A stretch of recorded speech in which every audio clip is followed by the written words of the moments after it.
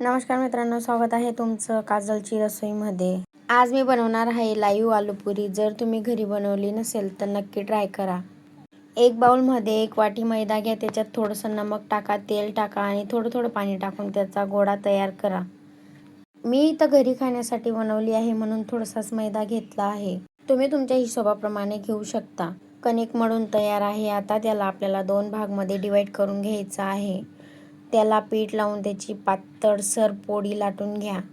जेवढी बारीक बनवता येईल तेवढी बारीक बनवा, म्हणजे आपली पुरी एकदम मस्त मऊ अशी बनून तयार होते। व्हिडिओ कुठेही स्किप न करता पहा। मी पुढे सांगते तुम्हाला की 1 वाटी मैद्याच्या किती पुऱ्या बनून तयार झाल्या। पहा, अशी पातळसर पोळी आपल्याला लाटून घ्यायची आहे। तुम्ही छोट्या छोट्या गोळ्या बनवून पण पुऱ्या करू शकता, पण मी इथं ग्लासच्या साहाय्याने करत आहे, म्हणजे आपल्या पुऱ्या एकसारख्या बनून तयार होतात। जर माझ्या चॅनलवरती नवीन असाल तर लाईक, शेअर आणि सबस्क्राईब करायला अजिबात विसरू नका। माझ्या इथं कणिकच्या 2 गोळ्या बनल्या होत्या। मी सर्व कट करून घेतल्या आणि आपल्याला एक कोमट तेल करायचं आहे, त्याच्यात त्या तळून घ्या।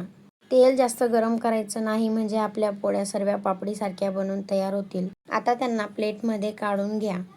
प्लेटमध्ये काढून झाल्यावरती पहा, मी तुम्हाला मोजून दाखवते। सर्व एक एक करून एकवरती एक ठेवून सर्व दाबून घ्या, म्हणजे त्याचं तेल अलग होईल। या आलूपुरीच्या पुऱ्या अगदी झटपट बनवून तयार होतात। तुम्ही पण एकदा घरी नक्की ट्राय करा। पहा, त्या 2 कणिकच्या गोळ्याचे माझी 50 पुरी तयार झाली आहे। चला मग मी तुम्हाला आता रगडापण आणि दोघी चटण्या बनवून दाखवते। त्याच्यात म्हणजे मिरचीची चटणी आणि कोकमची चटणी लागते।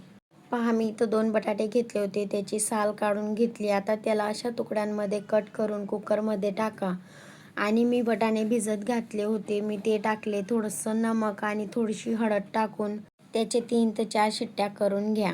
आता आपण पहिले मिरचीची चटणी तयार करूया। मी इथं मिरची आणि कोथिंबीर घेतली आहे, तिला मिक्सरमध्ये वाटून घेतली। आता मी त्याच मिक्सरमध्ये थोडंसं कोकम टाकून त्याची पण चटणी बनवून तयार केली। मिरचीची चटणीमध्ये थोडंसं नमक घाला। इथं आपले बटाटे पण शिजून गेले आहेत। त्याला आता एका बाउलमध्ये काढून घ्या। तिच्यात 2 ते 3 चम्मच हिरवी मिरचीची चटणी आणि थोडीशी कोथिंबीर टाकून त्याला मॅश करून घ्या। आता इथं थोडासा गरम मसाला, थोडासा चाट मसाला टाकून आणि थोडंसं पाणी टाकून मी मिक्स करून घेतलं आहे।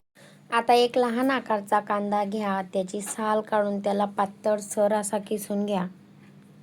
किसून झाला की त्याला हाताने छोटं करून घ्या आणि एका प्लेटमध्ये काढून घ्या।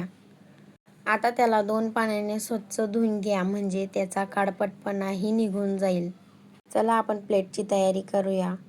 मी इथं सर्व पुऱ्या रचून घेतल्या आहेत, त्याच्यावरती रगडा टाकून द्या। मग आता मिरचीची चटणी टाका, थोडीशी कोकम चटणी टाका, थोडीशी शेजवान चटणी टाका। मग मी इथं पापडी घेतली होती, कांदा टाकून शेव टाकून घेतली। आता इथं पुरणपोळीवरती चाट मसाला टाकून घ्या, मग चीज किसून घ्या आणि चीजवरती पण चाट मसाला टाका। पहा, तयार आहे आपली आलूपुरीची प्लेट। तुम्ही कोणत्या गावातून किंवा कोणत्या शहरातून हा व्हिडिओ पाहत आहेत मला कमेंट करून नक्कीच सांगा। असे नवनवीन व्हिडिओ पाहण्यासाठी जुळून राहा आपल्या काजलची रसोईमध्ये। धन्यवाद।